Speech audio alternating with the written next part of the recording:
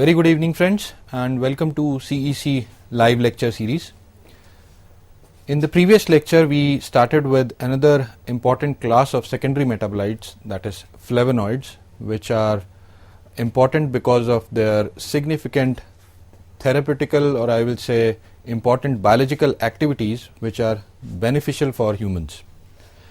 Now in the last lecture we discussed about the definition of flavonoids, that what are the compounds that can be categorized under flavonoids, then their distribution in the plant kingdom, their properties, their classification, that what are the bases on which these important secondary metabolite compounds are classified, and during classification we discussed about two classes of flavonoids, anthocyanins and flavanols.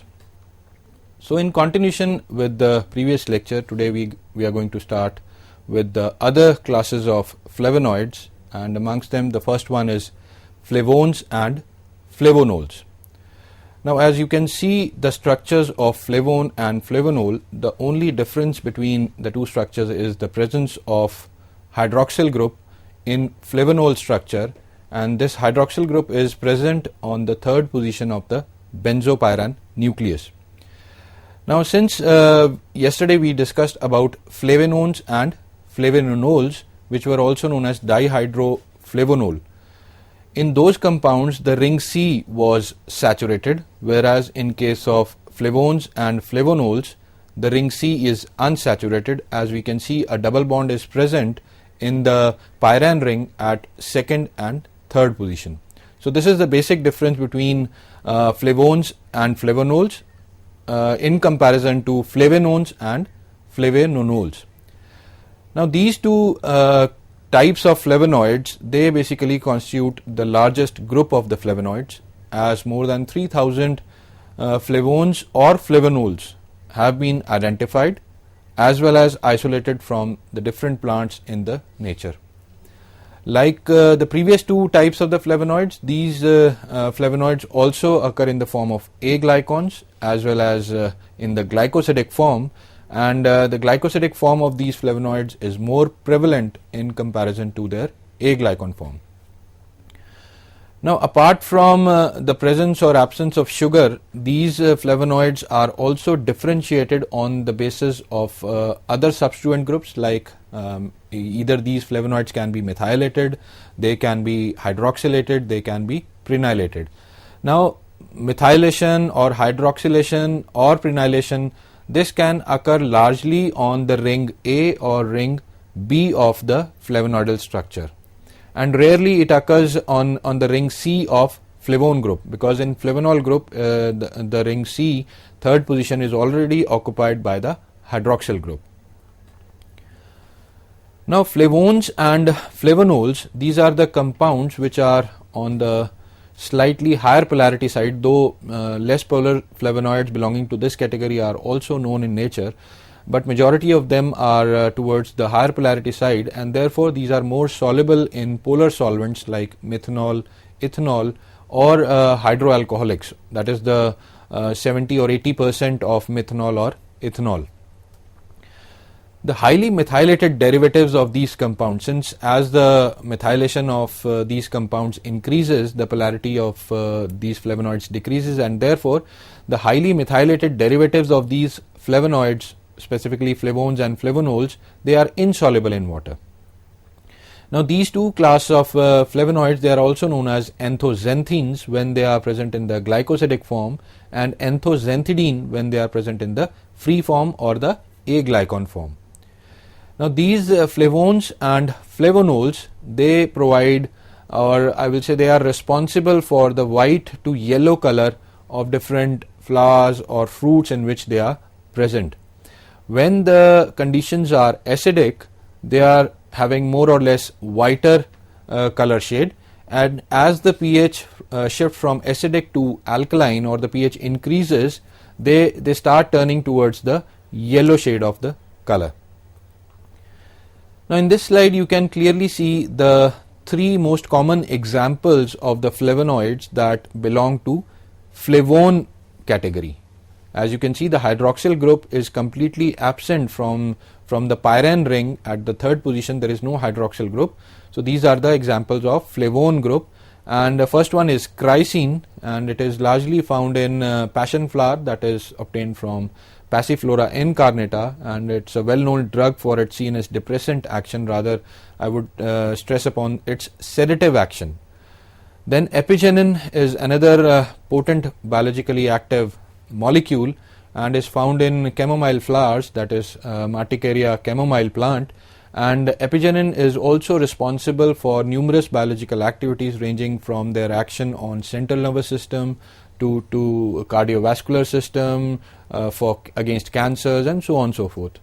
And the third one is luteolin, which is found in parsley. Now if you look into the structures of these three flavonoids, they are differentiated only by the presence or absence of the hydroxyl group, or we can say the number of the hydroxyl groups. So chrycine is having only 2 hydroxyl group, and in chrycine the ring B is completely devoid of the hydroxyl group, whereas in epigenin there are 3 hydroxyl groups and one of the hydroxyl group is present on the ring B.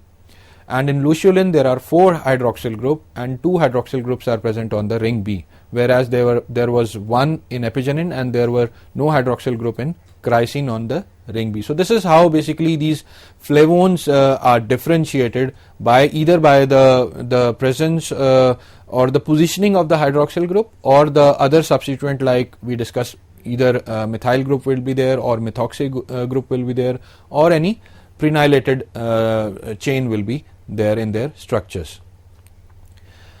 Now this is a very common example of a flavonol type of flavonoid, and the flavonoid is quercetin, and since it is a flavonol, you can see the presence of hydroxyl group at the third position of the benzopyrene nucleus. And quercetin normally appears as a yellowish colored powder and is found in apple, in fruits like cranberry, raspberry, mango. Onion is a rich source of quercetin, and it is also found in tea. Next, a very common example of flavonol, again flavonol type of flavonoids, is camphorol, and again you can see the difference between camphorol and the structure of quercetin is the number of hydroxyl groups. Now the quercetin is having 5 hydroxyl groups, whereas 2 hydroxyl groups are present on the ring B and the 3 are present on the benzopyrene nucleus, and camphorol is having only 1 hydroxyl group at ring B, while the other 3 are present again on the benzopyrene nucleus. So again we can see that these flavonoids can be differentiated on the basis of the position or the number of hydroxyl groups, as well as the other substituents, as we discussed, were methylated or prenylated. Now camphorol is also a very potent, I will say biologically potent compound, which is responsible for numerous activities, and majority of its biological activities have been attributed to its potent antioxidant action.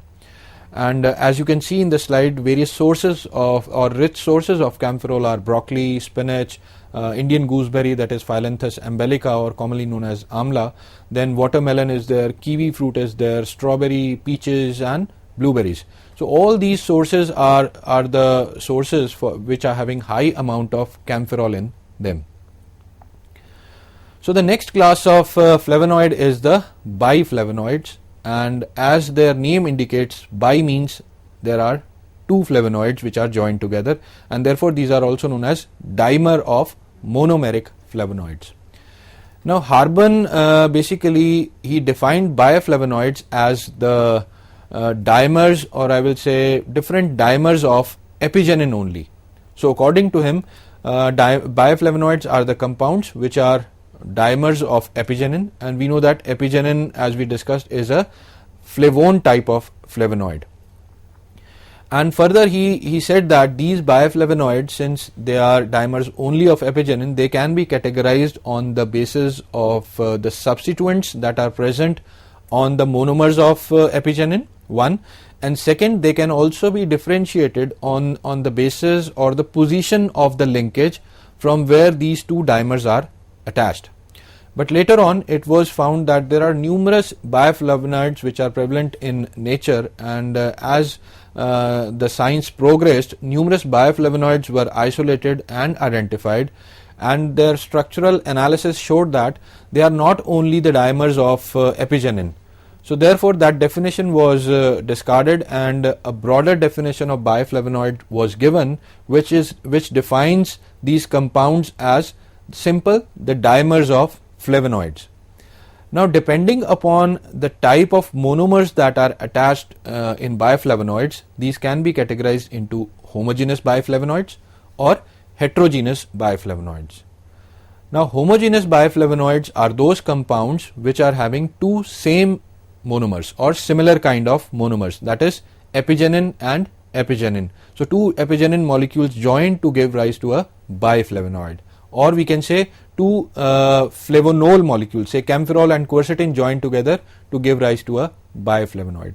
Whereas in case of heterogeneous bioflavonoids, the two monomers are different and they can belong to a different class of flavonoids. Say for example, we can have a bioflavonoid if a molecule of epigenin joins with a molecule of quercetin. So epigenin is a flavone molecule and quercetin is a flavonol molecule.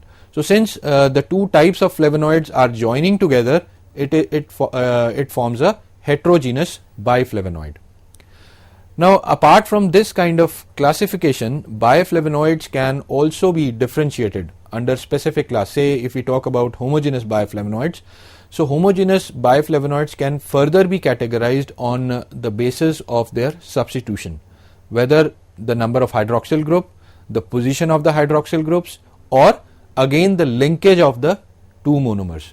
And similarly, heterogeneous bioflavonoids can also be categorized on the position or the number of substituents as well as the position of the linkage of the two monomers.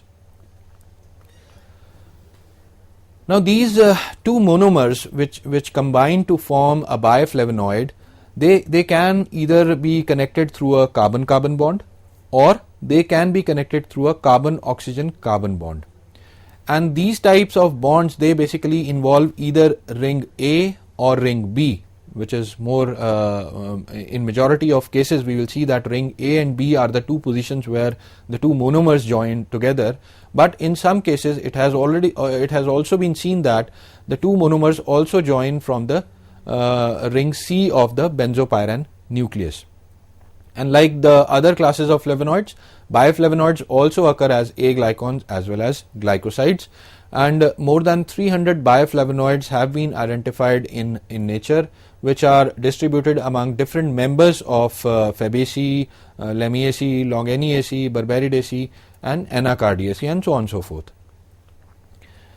Now these are the two most common examples of bioflavonoids, and the first one is ginketin, which is largely found in the leaves of Ginkgo biloba, which is also known as May hidden tree or a living fossil, because it's the only living member of this genus, I will say, and that is why it is also known as living fossil. Now in ginketin you can see there are two methyl group, or I will say methoxy group, present on the monomers of the structure, and the two monomers are of epigenin. Whereas in amantoflavone you can see the structure of amantoflavone below, which is largely found in Hypericum perforatum, which is having a strong CNS depressant action, and you can see that these methoxy or the methyl structures are absent. So this is the only difference between ginketin and amantoflavone, and that is why ginketin is also known as 7,4-dimethyl ether derivative of amantoflavone. Now the next category of flavonoids is isoflavonoids, and these type of compounds are also known as 3-phenyl benzopyrans, because you can see in the structures below the ring B, it is attached to the third position of the benzopyran ring. Now there are different types of isoflavonoids irrespective whether the ring C is saturated or unsaturated. So we can see that isoflavone, isoflavanone, isoflavanol, isoflavone, all these four categories or the subclass of isoflavonoids, they are having a saturated ring C, except isoflavone. Whereas isoflavone, isoflavine and 3-aryl coumarin, they are having an unsaturated ring C. Now the last category, that is the 3-aryl coumarin. Here you can see the ketonic group, which is normally present at the 4th position of the benzopyrene ring, is substituted or has been shifted to the 2nd position. And when the ketonic group shifts to the 2nd position of the benzopyrene ring, it forms a coumarin nucleus, and therefore they are known as 3-aryl coumarin, because there is an phenyl ring or the aryl ring that is attached to the 3rd position. Now isoflavonoids are very important bioactive compounds because of their phytoestrogenic action, and because of this action they are considered as phytoestrogens. Now phytoestrogens are the compounds which occur naturally or from plants, which are obtained from plants, and they have an estrogen mimic action. It means they have action similar to that of estrogen. And why these compounds are important? Because it has been observed that after menopause, most of the women, they undergo hormonal replacement therapies, and these hormonal replacement therapies had led to various types of complications later on, such as cervical cancer or ovarian cancer or breast cancer. So in order to safeguard the later stages of the life, the scientists were in search of safer compounds which can mimic the action of estrogen in the body, and that led to the discovery of phytoestrogen. And now these compounds have high value in such kind of disorders. But ironically, these isoflavonoids have very limited distribution in the plant kingdom, and they are largely limited to the members of the subfamily Papilionaridae belonging to family Fabaceae, and they mainly occur as A glycon with very few glycosidic isoflavonoids. They are known in nature. Now when these isoflavonoids are having methylated or hydroxylated substituents, they are known as simple isoflavonoids, whereas if they are having prenylated substituents, then they are known as prenylated isoflavonoids, or they are the complex isoflavonoids. And again, if this prenyl side chains, they get cyclized, they give rise to tetracyclic or the pentacyclic isoflavonoids. And amongst various isoflavonoids, isoflavone is the subclass which forms the largest class amongst the isoflavonoids. Now here you can see the two most common examples of isoflavonoids: genistein, which is obtained from Genista tinctoria, and diadesin, which is found in Pureria lobata. Now these two isoflavonoids have an importance because of their phytoestrogenic action. Now apart from these two plants, as we discussed that isoflavonoids are found in large quantity in leguminous and specifically in beans. Therefore soya beans are also a rich source of these isoflavonoids, and you can see the picture of soya beans, which are botanically known as glycine max. Now amongst the isoflavonoids, isoflavones is another class which is having or I will say which is mainly originated as phytoalexins in the plants. Now phytoalexins are those compounds which are having antimicrobial action, and they protect the plant against any kind of fungal or the bacterial infection. So whenever there is any kind of fungal or bacterial infection in the plant, it starts producing isoflavones which act as phytoalexins. Now the dietary metabolites of isoflavones, they give rise to isoflavones, and these isoflavones also have the I will say phytoestrogenic action.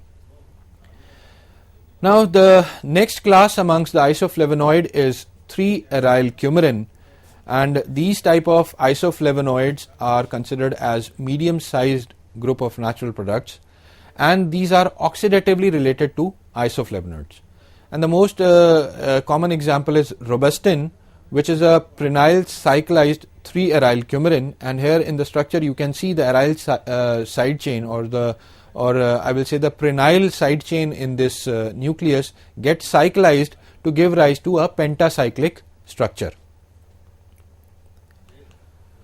Then another group of isoflavonoids is cumestane flavonoids, and these constitute the second largest type of isoflavonoids. Now, like many isoflavonoids, this class, specifically this class, cumestane type of flavonoids, they also exhibit a weak estrogenic activity. So, in addition to isoflavonoids or isoflavones, cumestane type of flavonoids also exhibit a phytoestrogenic action. Now, apart from isoflavones and cumestane type of flavonoids, another class of phytoconstituent or secondary metabolite also is also known for its phytoestrogenic action, and that compound or the class of the compound is known as lignans. Now, cumestrol is a common example or the simplest example of cumestane flavonoid, and various prenylated derivatives of cumestane flavonoids have been characterized, and cumestane flavonoids are found in spinach, soyabeans, Brussels and sprouts. Now, the next class of the flavonoids is rotinoids. Now, these type of flavonoids, they are also considered as a class of isoflavonoids, but they are always categorized as a separate class. They are not considered under isoflavonoids because there is an extra heterocyclic ring with a single carbon atom is present, and this heterocyclic ring is largely formed due to the oxidative cyclization of 2-methoxy isoflavone structure. And since this extra heterocyclic ring with one carbon is formed after the oxidative cyclization of isoflavone, these retinoids are considered as altogether separate class because these retinoids also do not have a similar phytoestrogenic action. Now, since they are having 4-ring structure, and this 4-ring structure is known as chromanochromanone structure, as we can see, the ring A and B they form a chromanochromane nucleus, whereas ring D and C they form a chromanone nucleus because of the presence of a ketonic group at the 12th position in this structure. Now, rotinoids are they are widely known for the insecticidal or the piscicidal activity. Now, piscicidal activity is when they act as a fish poison, and the most common example amongst the rotinoids is the rotinone, and rotinone is known to be carrying the parenteral structure of or the basic nucleus of the rotinoids, as you can see clearly in the structure of rotinone below. Now, besides proper rotinoids known in the nature, the different derivatives of the proper rotinoids such as 12 alpha hydroxyrotinoids as well as dehydrorotinoids have also been reported from different plants that are present in nature. Now, the next class of the flavonoids is the neoflavonoids, and neoflavonoids are also known as 4-aryl benzopyran flavonoids. And as you can see in the structure of the flavonoids shown on the slide, all the flavonoids they are having an aryl ring at the 4th position of the ring C. Now, therefore, these are, since the ketonic group is present at the 2nd position of the benzopyran ring, they form a basic coumarin nucleus, and therefore these are also known as 4-aryl coumarin when the aryl ring is present at the 4th position. 3,4-dihydro 4-aryl coumarin because the double bond is absent in the ring C, and a neoflavin. So, these are the 3 main categories of neoflavonoids. Now, neoflavonoids constitute a small group of flavonoids which are having a very limited distribution amongst the members of Fabaceae, Rubiaceae, Asteraceae, Passifloraceae and Guttiferae. The most common example belonging to this class of flavonoid is dalbergen. You can see that they are having a aryl ring at the 4th position, and dalbergen is obtained from the Dalbergia ciso. And the complex neoflavonoid is calofluoride, where you can see prenyl side chains attached to the basic nucleus, and it is obtained from Calophyllum verticillatum. Now, friends, Till now we have discussed the other classes of flavonoids, and in the next continuing lecture I will be discussing with the other flavonoids class belonging to chalcones, urons and pterocarpans, and along with that we will discuss about the biosynthesis of flavonoids as well as their extraction and uses. Thank you.